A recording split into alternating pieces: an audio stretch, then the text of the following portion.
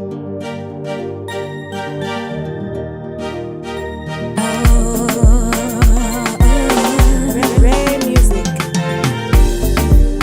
yale yote umenitendea, kwa yale yote umenisemea hivi majuzi. Hey people, good afternoon. Ni mimi Wema once again. So I'm so excited today. My baby is celebrating his first birthday. He turned 2 days ago, but it was on a weekday, so we are celebrating his birthday today. Being the only, we are very excited pamoja na babake. Yani we can't imagine mtoto wetu amefika 1 year. That ka feeling yani So we must look good. Wageni washaanza kuingia, so mimi tumetoroka kidogo naenda makeup. So this one will serve like a before, then we will look for the after. Na umusitake kujua nani amenibeba, our chauffeur, our pilot, the one and only Baba Ziggy, baba wa nyumba, baba yo, my one and only Sukari ya Wema ndiye ana drive. Hey babe.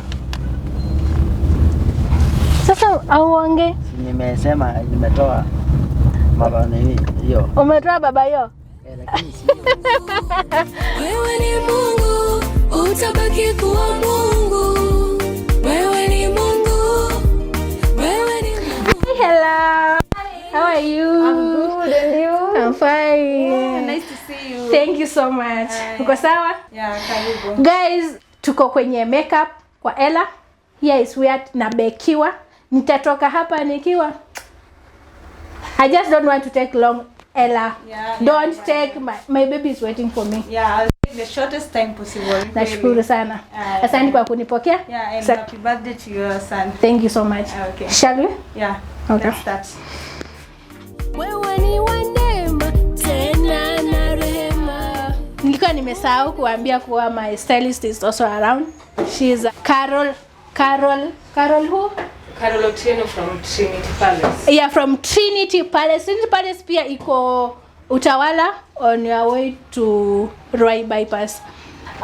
They have designer clothes, kiatu, wanaume wenye wanapenda kupiga luku iko pale.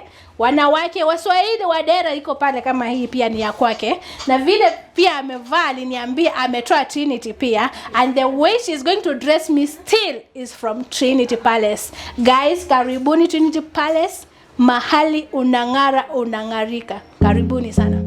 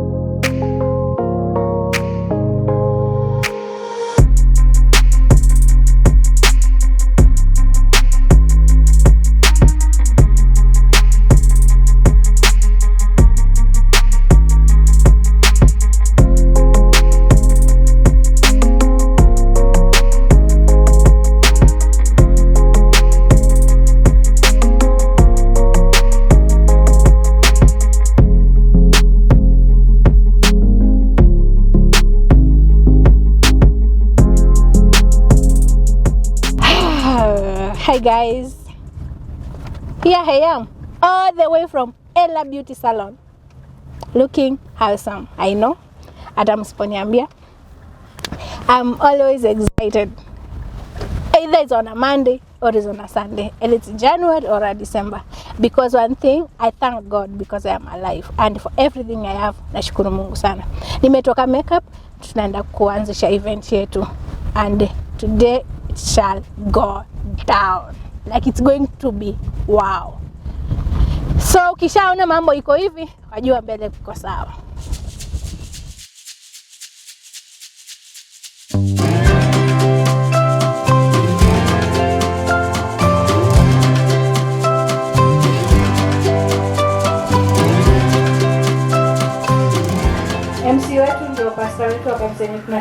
tunashiriki. Na naomba yeye ndiye MC wetu. Hii kazi nafanya si yangu, na overwork. Leo si siku ya overwork.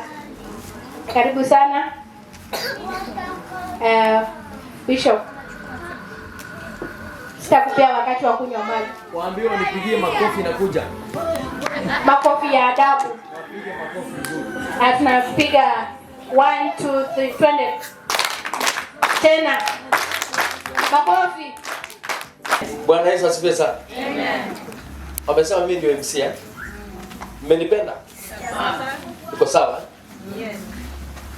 Hii ni siku ambayo tunasherehekea. Ni siku ya furaha sana. Na tuko hapa mpaka tudhibitishe furaha hii. Kuna baadhi yenu, kuna wale wananijua na kuna wengine ambao hawanijui. Kama ile sio nishaiona wakati mwingine. Ako katikati yetu, tumpigie makofi mazuri ile. Nataka nishukuru Mungu kwa ajili ya umbali huu. Vile nimewaambia kwamba tuko hapa kufurahia, na najua kwamba tuko na activities mingi ambazo zitakuwa zina take place tukiendelea.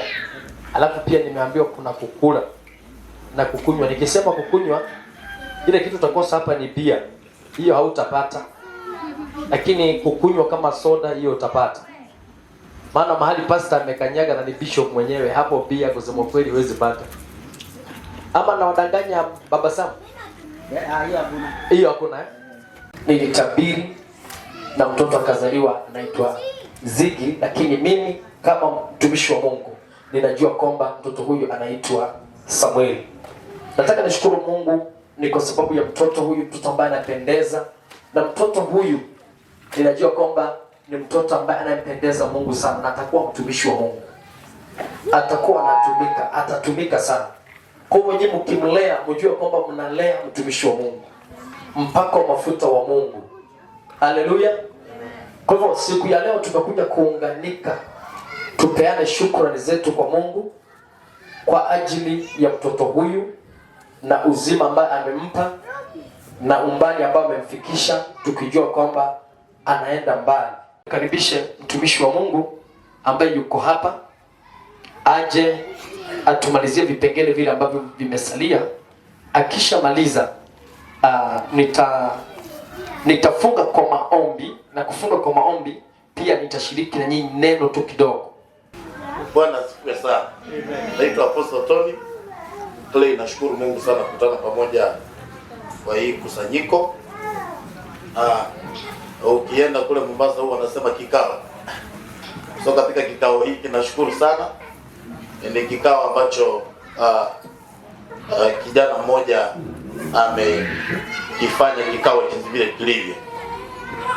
Leo hii ikiwa ni siku ambayo imeandikwa katika tarehe ya hii mwezi wa Januari, kuwa ni alama ya kwanza, mwaka wa kwanza karibia, yani imeisha mwaka mmoja ambao tunamsherekea Ziggy. Sema amen. Hilo jina sijaelewa linamaanisha nini. Nimeambiwa Ziggy. So mimi nimeita katikati tu Ziggy. Mungu anisaidie niite Ziggy kabisa. Bwana asifiwe sana. So after kupata ripoti ya kwamba tuko na sherehe inaendelea pande hii, nikasema ijapokuwa nimesafiri kutoka maeneo ya Mombasa, lazima tukusanyike na tukutanike pamoja kwa ajili ya kuhakikisha kwamba sherehe hii inakamilika kwa uzuri. Let me say, familia ambayo imeleta mtoto huyu katika dunia hii familia inapendeza. Jamani, tuwapigie makofi mazuri.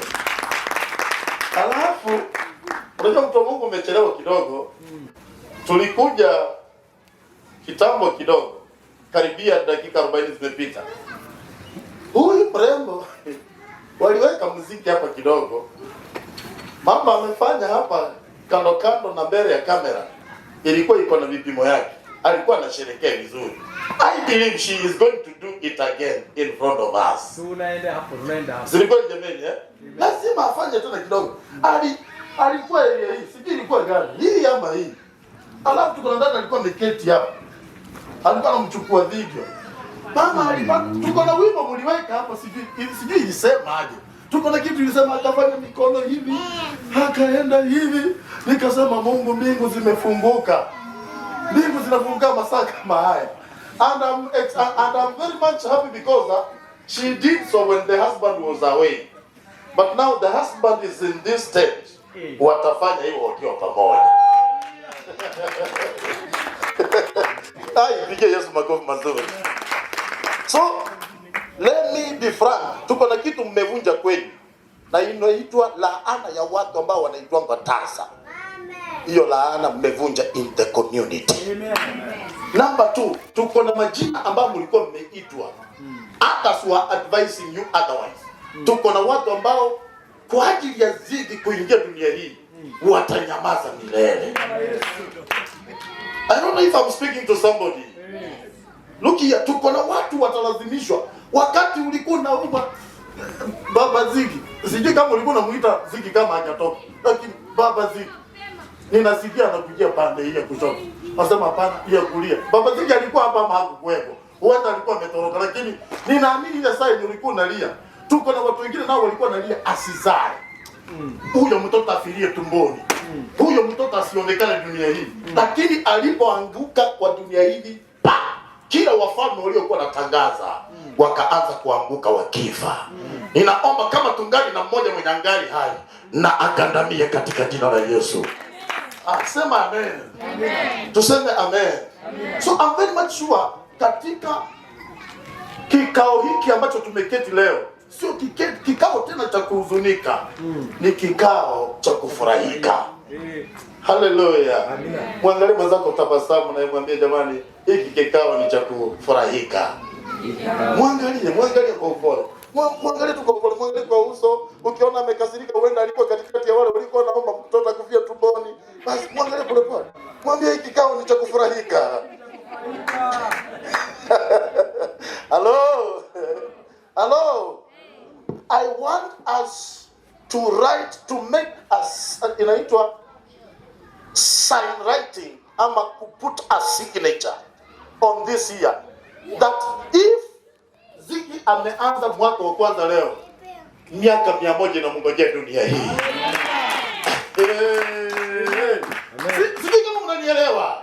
Wale ambao wangetatiza uhai na masomo ya Ziggy wangeyatatiza kama angali tumboni mwako, lakini ameanguka dunia hii. Ninasema miaka 100 inamngojea. Huyu ndio mtu wenye watu watakuwa naenda kwenu, atakuwa anaitwanga babu. Yaani nyinyi huenda Mungu atakuwa amewachukua siku zile, lakini yeye lazima apitisha hapo 100.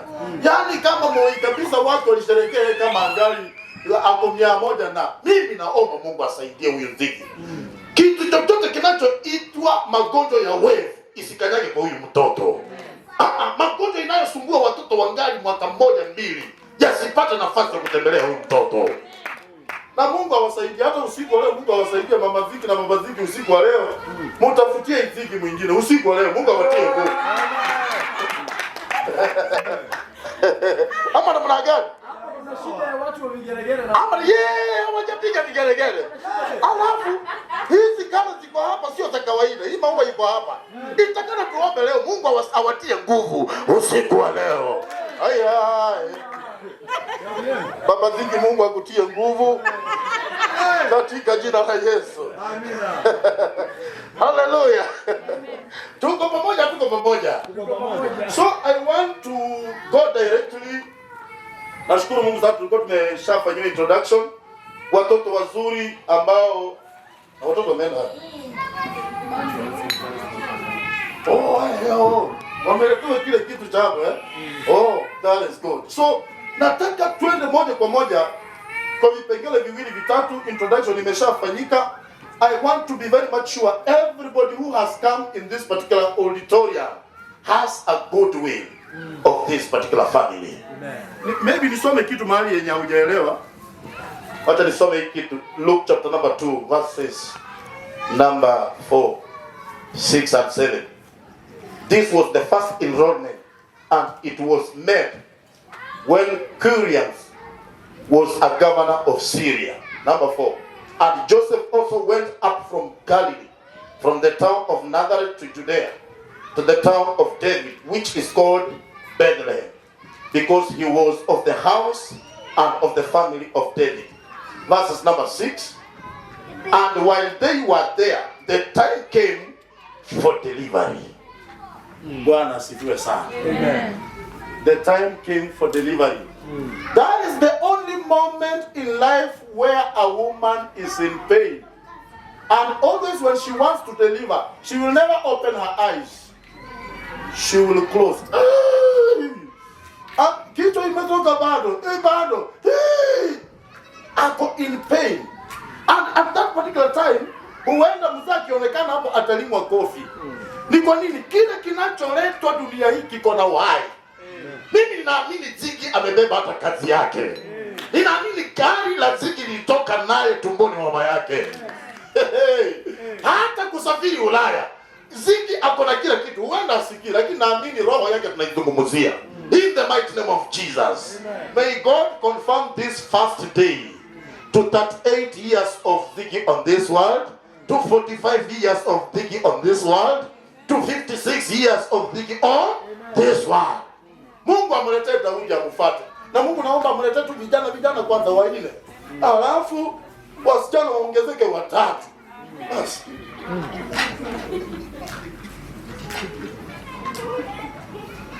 Mungu hapa mmeenda. Mungu hapa mmeenda. So may God facilitate everything that this man needs. Mimi sitaki kushughulika na Ziggy. Mkianza kushughulika na Ziggy, maisha ya Ziggy itafeli. Mungu akianza kushughulika na maisha ya Ziggy, itakuwa sawa. Amen. I can assure you. Usianze kusema ninapanga maisha ya Ziggy. Allow God to plan the life of Ziggy. God can contradict your plan, but you can't contradict the plan of God on an individual. Tuseme amen. Amen. Expect that God is going to do generously for what you are expecting to this young man. Na Mungu awasaidie hii mwaka isifike katikati kama hatujaona mama Ziggy kama amebadilika hivi kidogo. Watu lazima abadilike. Lazima abadilike. Mtu wa Mungu hata akikuja kanisani jaribu angalia unamuita kwa ofisi. Unaangalia kama amebadilika ama bado. Mwambie bado sijaona kama umebadilika. Mungu awasaidie ubadilike. Yes. Maeneo yake ikuwe ni sawa. Amen. Amen. Hapo nimetoka. Hii lazima wote tuimbe jamani. Iwe mweupe kabisa. Unioshe nitakase. Iwe mweupe kabisa.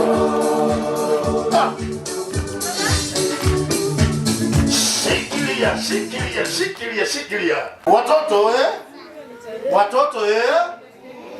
sauti hizo bwana ni za kifo. Watoto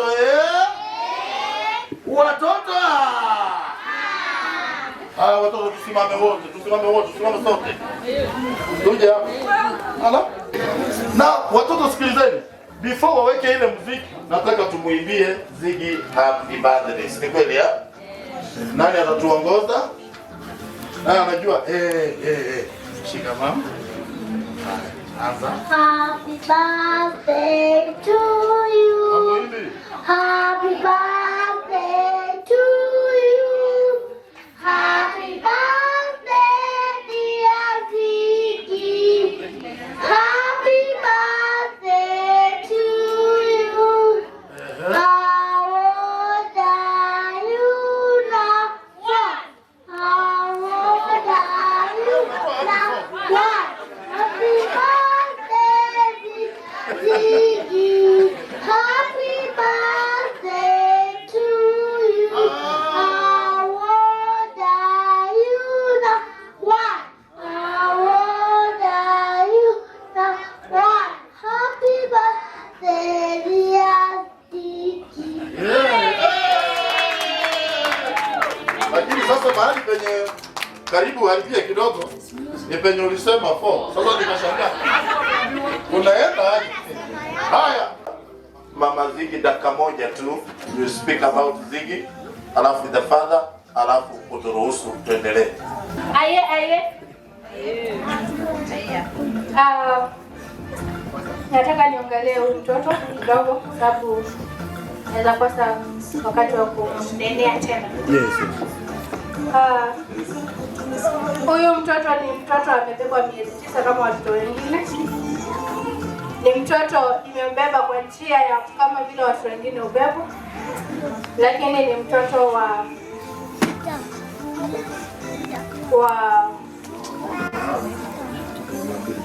ni mtoto wa nabii. Wakati nilikuwa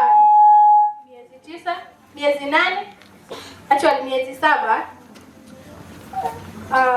mahali nilikuwa naenda clinic, waliniambia niko na tatizo na kuwa nitafanyiwa operation kabla wakati wake hujafika. Sasa daktari akaniambia kuna sindano nafaa nidungwe kwa sababu ya mapafu blood. Ndio ni case azaliwe kama siku hazijafika asikuwe na shida ya kupumua. Lakini wameona mtoto mwenye afya ule, akona afya zake ule. Mtoto hakuzaliwa kabla siku. Wakati ulifika kaingia kwa theater, na babake alikuwa na wasiwasi sana kwa sababu ni wape kama story. Watoto nisikizeni dakika moja tu. Niambie mama zenyu kitu. Wakati nilikuwa nimeandikiwa kuingia theater, daktari alichelewa. Lakini nilikuwa nishapelekwa. Kwa hivyo inamaanisha babake siko karibu na yeye, lakini anapiga timing masaa ikapita, anioni aoni mtu yoyote na simpigi simu. Hapo wasiwasi naingia wanaume wanaume kati umepeleka mke pale au ujumbe hakuna, mtoto hakuna, mama mwenyewe hakuna, kijasho kidogo, nenda kijasho chembamba kamuingia, lakini hakukuwa na tatizo lolote. Niliona Mungu pale kwa sababu tangia mwanzo mpaka wakati mtoto anazaliwa nilikuwa katika maombi na mtumishi wa Mungu na mke wake walisimama na mimi sana kila wakati.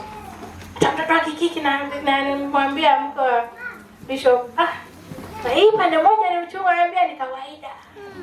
Mwambia hapana, unajua wewe unawasema mimi ni wa kijana, lakini nakuambia raundi ile nyingine ulete ndume. Sema amen. Hii maombi iko hapa nyingi sana. Sasa kulikuwa na a lot of emotions mingi, na ile moment silent, masaa imefika wanioni, lakini alikuwa na watu walikuwa kando yake wanamhimiza. So ikakuwa kuna nurse mwenye amemwona sana hapo.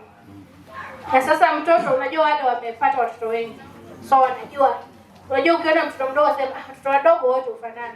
Hawafanani, niwaambieni. Kwa sababu ule nurse aliona mtoto akamwambia, wewe mtoto wako ako pale, lakini mama yake hapo huko chini. Daktari alichelewa kuingia. Sasa kwenda kuangalia, anaenda direct kwa mtoto pale kwa room. Sasa ile kitu sijui ni hii kitu ya watoto wadogo ufanana, yeye hakuiona. Aliona sura ya kwanza. Kile kitu najaribu kuambia ni nimeona mkono wa Mungu toka hizo miezi 9 na sasa mwaka. Tuseme miaka 2 sasa. Tangia niingie kwenye maombi ya unabii. Bwana asifiwe. Sijui kama mnasikia. Sababu wengi wetu hapa ni wanawake. Wakati mwanamke yako kwa ujauzito, mafikiria mengi huwa yanakuja. Huyu mtoto nitampata, huyu mtoto siku anakuja itakuwa vipi, huyu mtoto siku, vitu mingi. Lakini wacheni niwaambie, alipo Mungu njia huwa zinafunguka. Amen. Haya. Mtoto akazaliwa, siku ya kutoka hospitali ikafika, tukakuja. Hizi miezi ndogo hakuwa anatoka nje sababu ni mtoto mdogo. Lakini mtoto ametoka nje, amekuwa na marafiki, ndio hawa. Hawa ni majirani wa Ziggy na hawa ni marafiki sugu wa Ziggy. Ama anadanganya?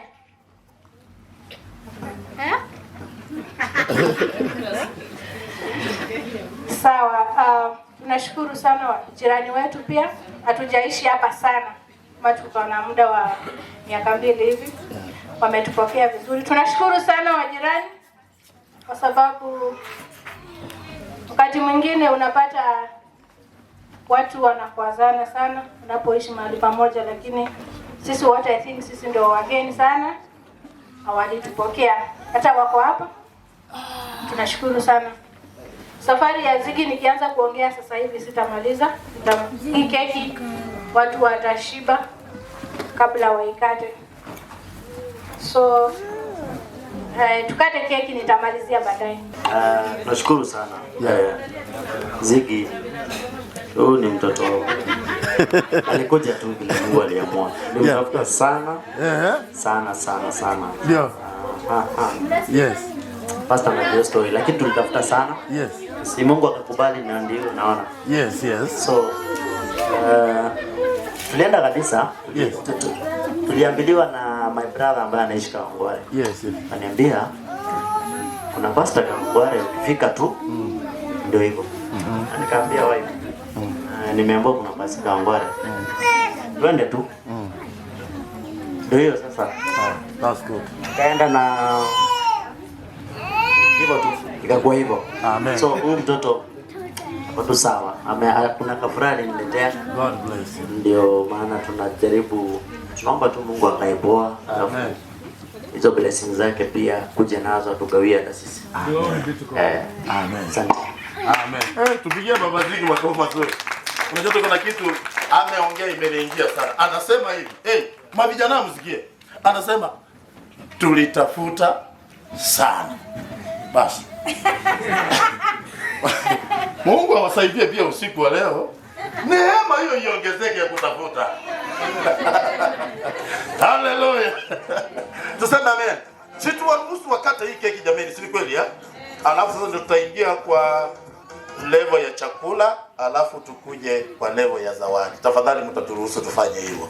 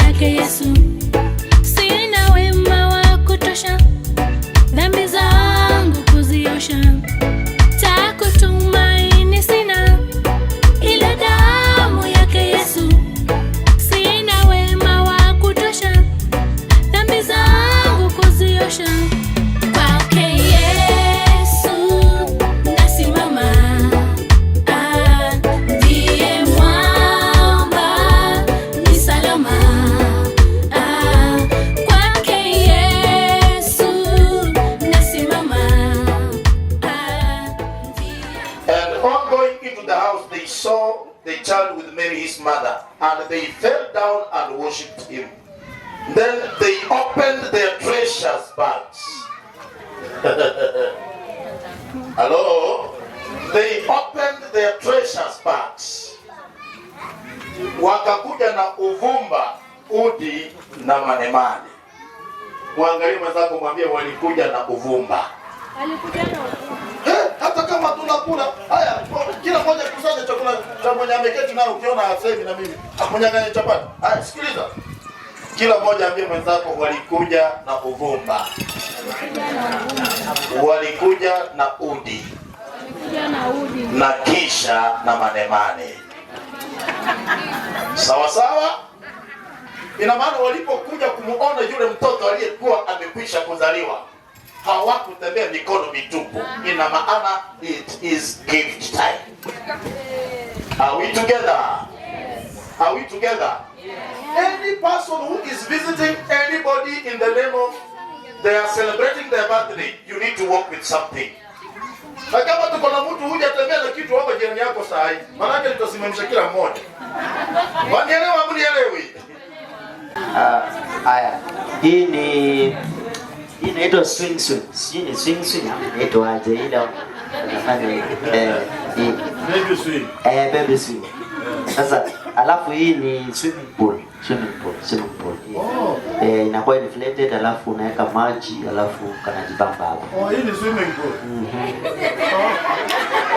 So tutaiweka hewa, utaiona vile itakuwa ni swimming pool ya watu kama watoto tutatu hivi. Mtu kama mimi naweza nikaingia hivi. Sawa. Asanteni.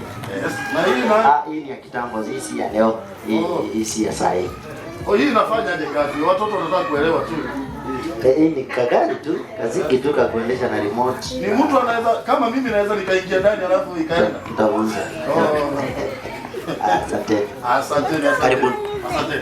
Tuko na kitu kimenifurahisha. Mtoto huyu ameanza kubadilishwa maisha, sio ya mtu yule kule kwenyu unaenda ndani unaanza kuswimu hivi. Nini zile midudu za mchanga kule kwenyu kwa michanga kule zinaanza kukula miguu. Huyu ameletewa swimming pool mpaka nyumbani. Tuko na zile wadudu wako na mikono kando hivi wanatembea ndani ya mito ya kule home. Sasa iko siku nilienda pale nina swim sina nguo.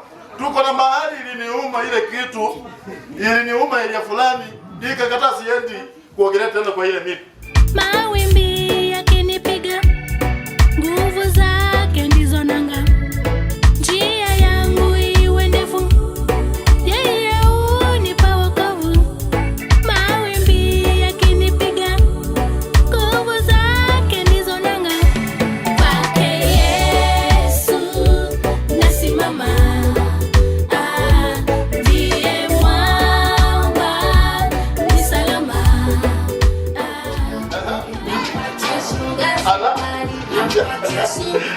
Niliwaambia hao wakipatana wawili basi kikosi kimekamilika. Aha. Hii road show inakamata moto, inapanda sana. Aha.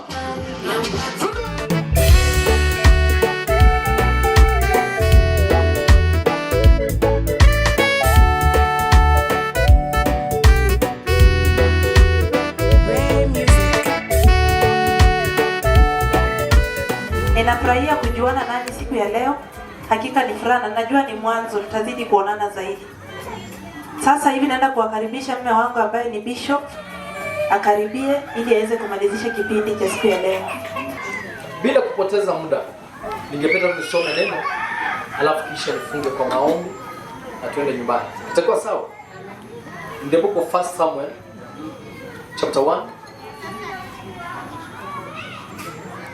only 2 verses, 27 and 28. Naliomba nipewe mtoto huyu. Bwana akanipa dua yangu niliyomwomba. 28. Kwa sababu hiyo mimi nami nimempa Bwana mtoto huyu, wakati wote atakapokuwa hai. Amepewa Bwana naye akamwabudu Mungu. Glory be to God. Nakumbuka Wema alipoingia katika ofisi yangu kanisani, nilimwambia be specific. Napendanga kusema hivyo, be specific. Unapoomba be specific.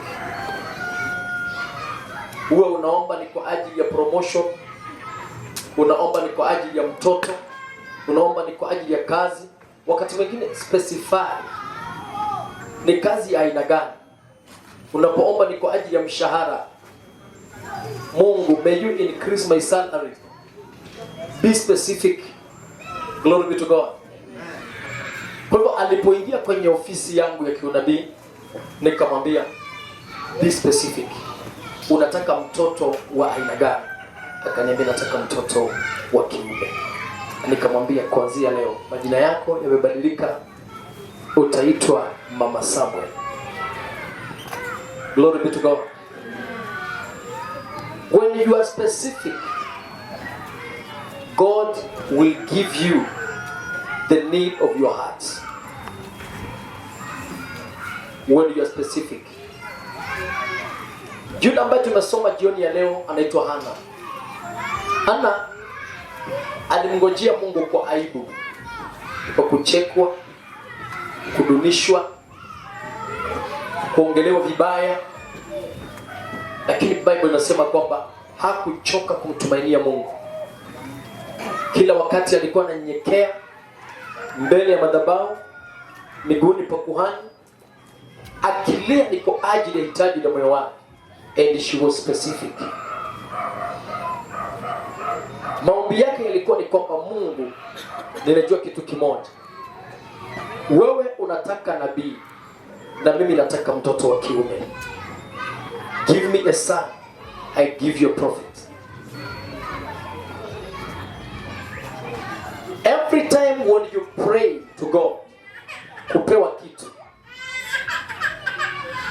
kile ambacho Mungu amekupa si cha faida ya kwako peke yake, ni cha faida ya kwako na faida ya Mungu. Haleluya. Nimekuwa na mafundisho nasema kwamba partnering with God. Kama niko a biashara, unamwambia Mungu, this year I want to partner with you. Katika biashara yangu I want to partner with you. Kwa watoto wangu, ndoa yangu, I want to partner with you. Unamwambia Mungu, hii ndoa ni yangu, mimi na wewe. Hao watoto ni wangu, mimi na wewe. Kwa hivyo Hana akasema, kitu kile ambacho mimi ninaomba Mungu, nilikuomba unipe mtoto wa kiume, na mimi sasa atakuwa ni wangu peke yake. Atakuwa ni wangu na wewe. Kwangu atakuwa mtoto wa kiume, the son, na kwako atakuwa ni nabii. Haleluya. Biblia inasema kwamba Mungu ni Mungu aliye karibu, wala sio Mungu aliye mbali. Najua naongea na watu ambao wanamjua Mungu, wala ambao wamezaliwa makanisani. Jinsi ya kumuomba na kumwamini Mungu. Hana kamwambia kwamba mimi nitakupa ukinipa kijana na mimi nitakupa nabii.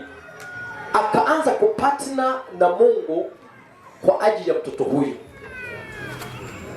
Naye anaweka covenant na Mungu. Anasema, mtoto niliyekuomba ulinipa, na sasa hivi ninamrudisha kwako, ili ya kwamba anapoishi duniani awe wangu na awe wako, akutumikie wewe. Nataka ujue hii kitu kimoja ambacho nazungumzia.